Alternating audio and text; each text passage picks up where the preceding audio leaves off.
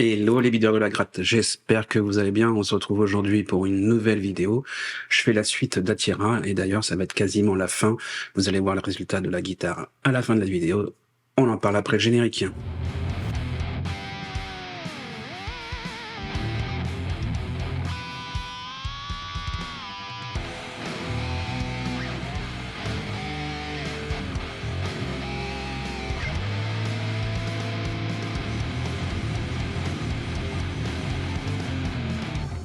Oui, mes amis, nous sommes à la fin de cette guitare. J'ai mis longtemps pour le faire. Je suis désolé par contre dans cette vidéo vous ne verrez pas toutes les étapes qui restent sur la fin de la guitare car je suis très occupé, beaucoup d'imprévus et plein de choses à gérer ces derniers temps. J'ai pas pensé à filmer toutes les dernières étapes qui est par exemple la peinture, la pose de l'accastillage et le réglage de l'électronique. Alors réglage pour la pose de l'électronique. Tout ce qui est réglage, intonation, etc., je le mets en stand-by pour le moment, je laisse poser la guitare, je le ferai un peu plus tard, le temps que tout se pose correctement. J'ai fait un premier réglage pour voir déjà ce que ça vaut, c'est bien, ça marche correctement, mais je vais laisser le temps à la guitare de se poser pour pouvoir régler beaucoup mieux. Comme je vous ai dit, je n'ai pas filmé les dernières étapes de cette guitare, mais par contre, j'ai filmé tout ce qui est le travail du corps, les cavités, etc. Comme dans la dernière vidéo, les commentaires, certains m'ont demandé de faire une espèce de voix off sur la vidéo. J'ai trouvé que c'était plus intéressant. Donc sur cette vidéo, je vais faire moins de blabla au début, à l'intro, et je vous mettrai une voix off.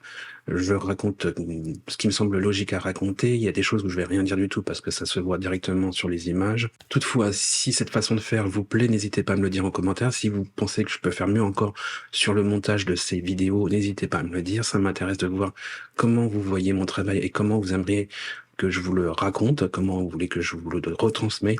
Si vous avez des idées au niveau du travail, de comment améliorer mon travail, n'hésitez pas à me le dire.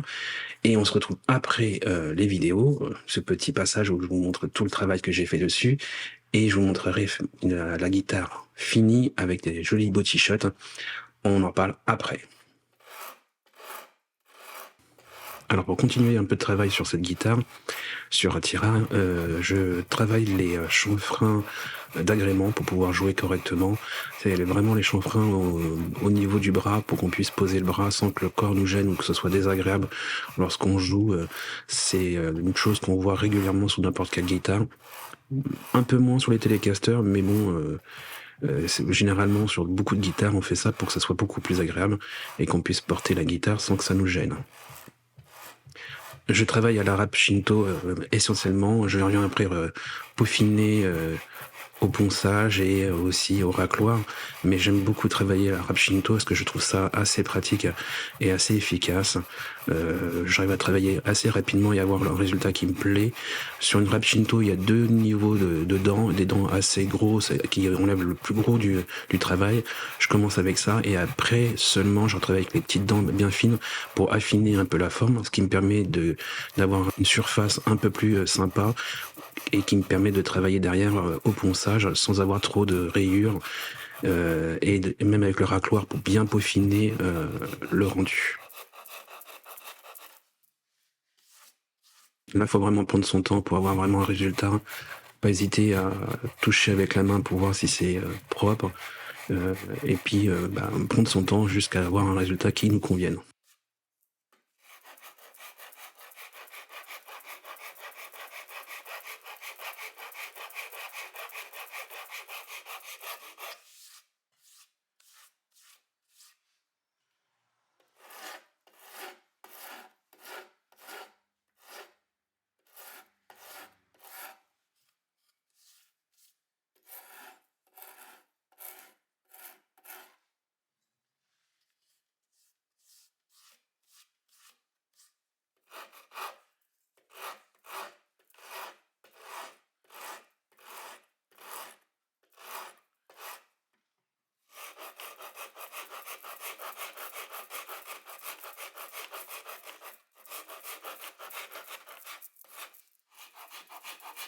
Ce chanfrein-là, c'est plus pour le design. Je trouve que ça va donner un peu plus de dynamisme au design. C'est en dessous du bouton volume et les tonalités, c'est juste pour le design.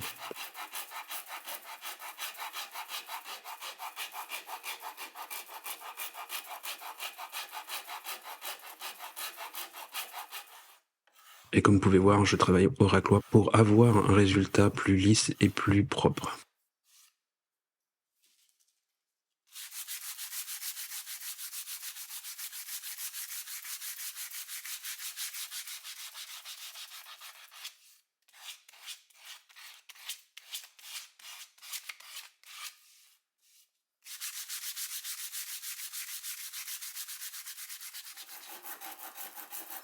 Ce chanfrein que je travaille là, c'est le chanfrein stomacal, ce qui permet de pouvoir coller la guitare sans avoir le coin, l'angle de la guitare qui vient nous travailler sur les côtes et qui nous gêne.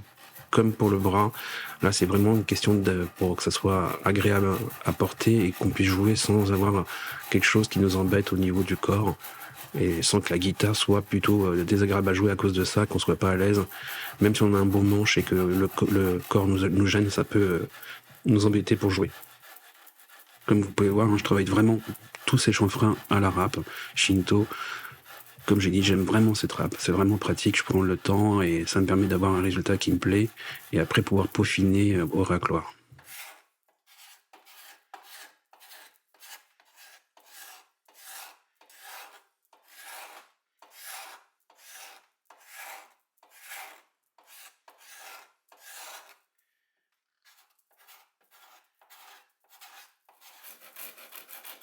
Là, je travaille le galbe du manche.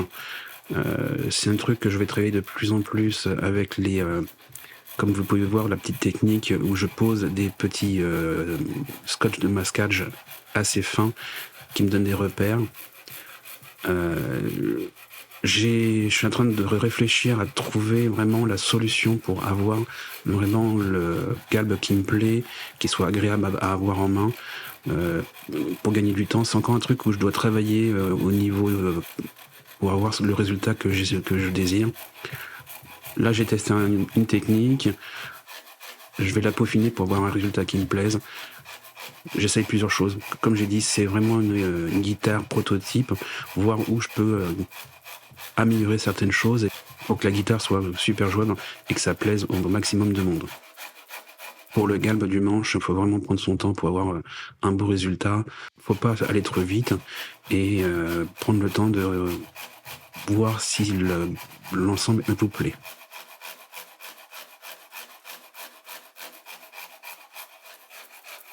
Et comme vous avez pu le voir, je travaille aussi à la râpe.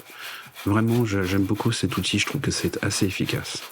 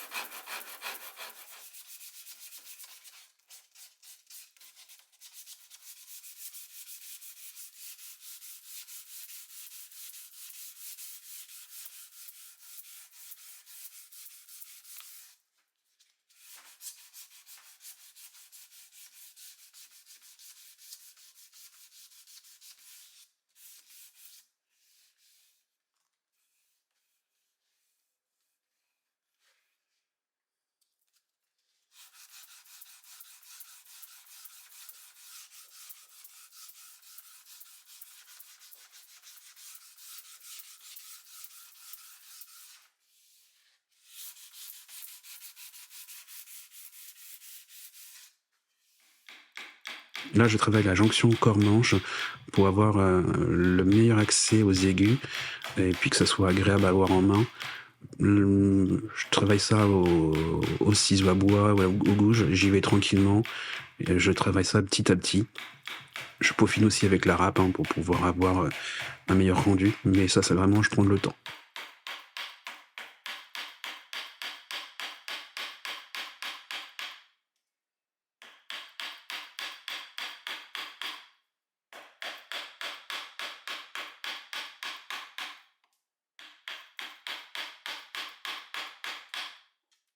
Ensuite, je travaille la jonction tête de manche-manche.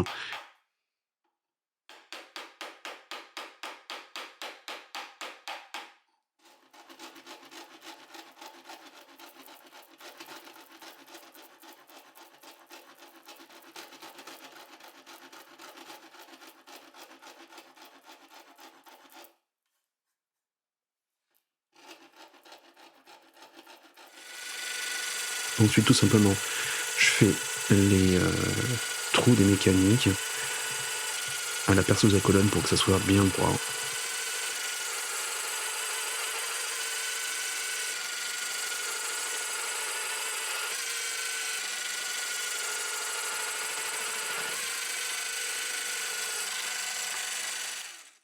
Voilà le premier résultat. Avant peinture. Dites-moi ce que vous en pensez en commentaire, si c'est une guitare qui vous plaît déjà comme ça. Elle n'aura pas ce look-là au final, parce que je vais travailler 2-3 trucs pour cacher quelques petites finitions. Mais l'idée, ça serait dans l'avenir d'avoir ce rendu bois au maximum.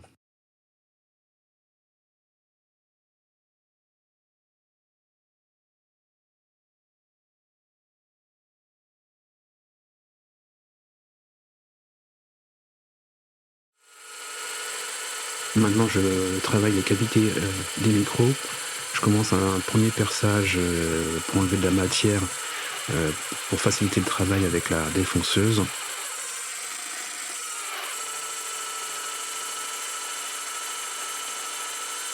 Je le fais à la perceuse à colonne pour que ça soit plus propre et plus droit, pas que ça parte dans tous les sens. Je trouve ça plus pratique quand même que faire ça directement avec une perceuse à main.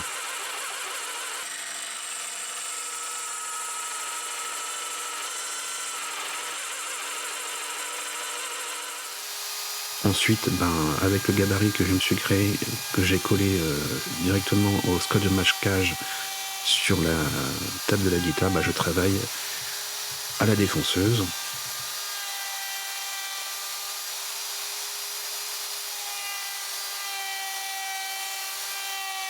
Et le gabarit est collé tel que devrait être la table, ce qui me permet de bien positionner mes micros, du moins mes cavités micro, et donc tout est calé comme je le désire. Je pense que j'améliorerai encore un tout petit peu ce gabarit.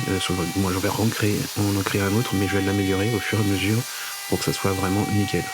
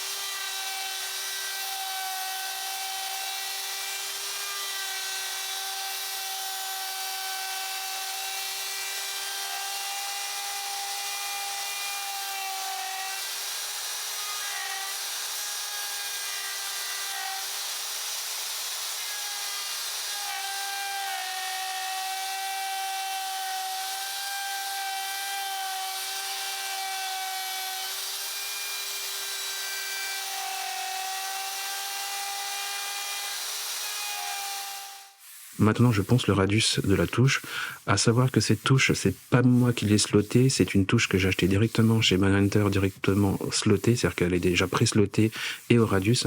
Là, je peaufine la qualité du radius et je vais peaufiner jusqu'au grain très très fin de 12 000 pour pouvoir avoir un toucher assez doux au niveau de la touche.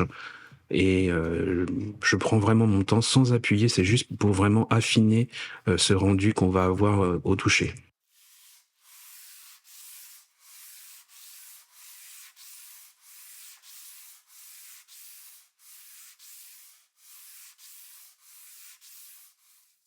Et je protège la touche avant de fréter au Dis-Oil pour si jamais je frotte un tout petit peu, que ça abîme pas trop tout le travail que j'ai fait, ça protège un peu. Et puis je trouve que le rendu au toucher avec l'eau Dis-Oil est vraiment assez extraordinaire. J'aime beaucoup cette huile. Ça vernit, ça laisse respirer le bois. Pour la touche, je trouve ça très très pratique et très efficace.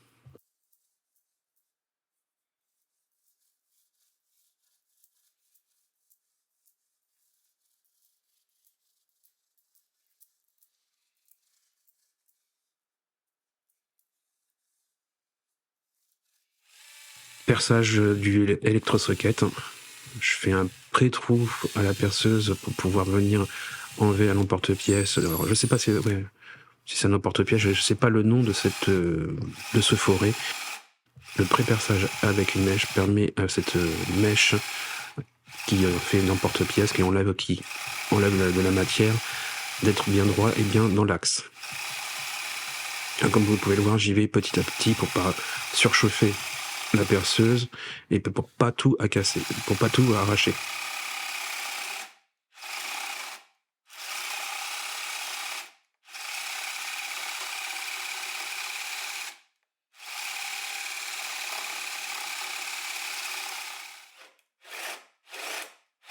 Ensuite, j'agrandis légèrement le trou pour l'électrosocket. Voilà.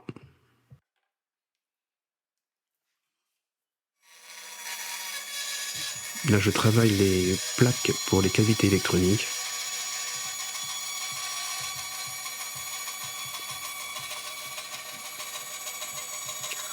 Pas grand chose à dire de plus. Je suis le dessin que j'ai fait sur ma petite plaque.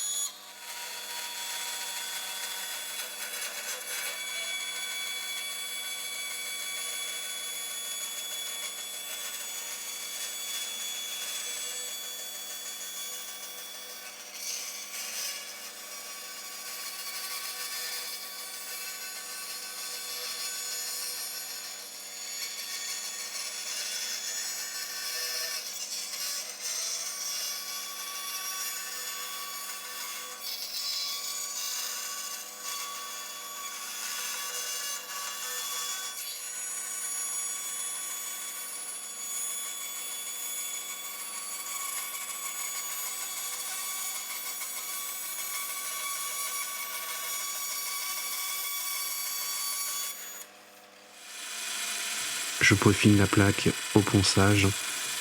Je compte dans l'avenir m'acheter une ponceuse à ruban ou une ponceuse type Triton ou qui va avoir qui sont oscillantes avec des tubes ou des grandes bandes de papier abrasif qui sera plus pratique et plus efficace, plus précis aussi pour le rendu que je veux au final.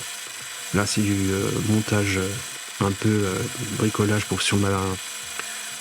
sur ma perceuse à colonne pour pouvoir avoir quelque chose de plus propre, ce qui est déjà pas mal. Ça me permet d'avoir quand même un assez bon résultat. Mais je pense qu'avec une ponceuse oscillante fixe, ça pourra avoir un résultat encore mieux.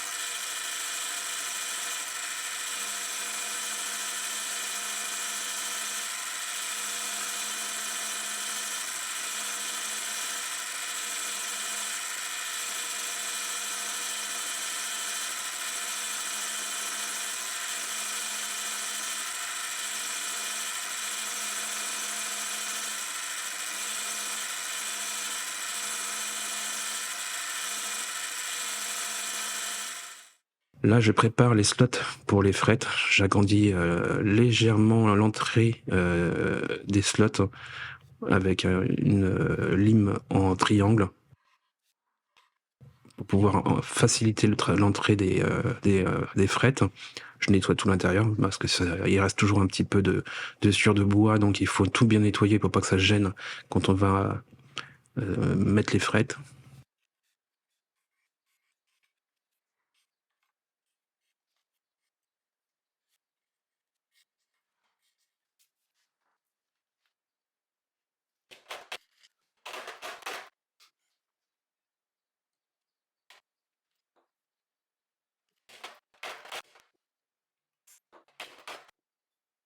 Alors j'ai investi pour un embout qui se met sur des presses à fret. que j'ai installé directement sur ma perceuse à colonne, parce que je vois que les presses à fret, ça coûte vraiment très cher et en ce moment, ma trésorerie pour, les guitares sont un peu limitées.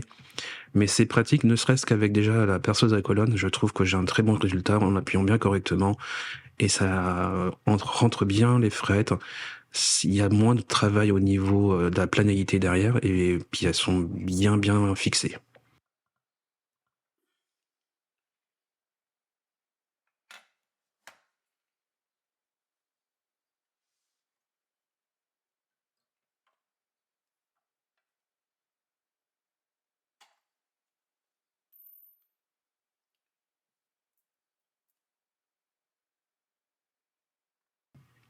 Et voilà, je suis désolé, j'ai pas d'autres vidéos, j'ai pas fait la suite, par manque de temps, mais vous aurez le résultat final à la fin de cette vidéo.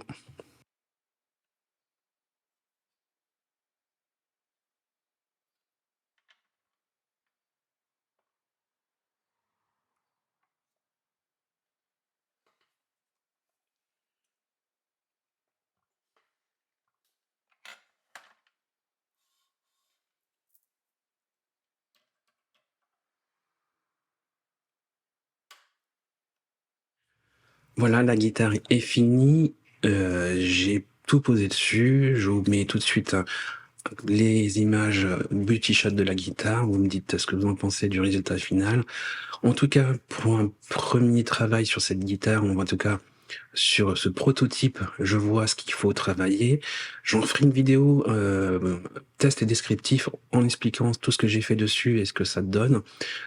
Et ce que je pense améliorer sur cette guitare, je ferai une vidéo spécifique vraiment pour ça, car là, bon, je pense que c'est ferait encore trop long à expliquer tous les petits détails que je veux améliorer, car il y a plein de petites choses où je sais que je peux améliorer le travail et la qualité, tout simplement par une organisation de travail qui sera plus efficace.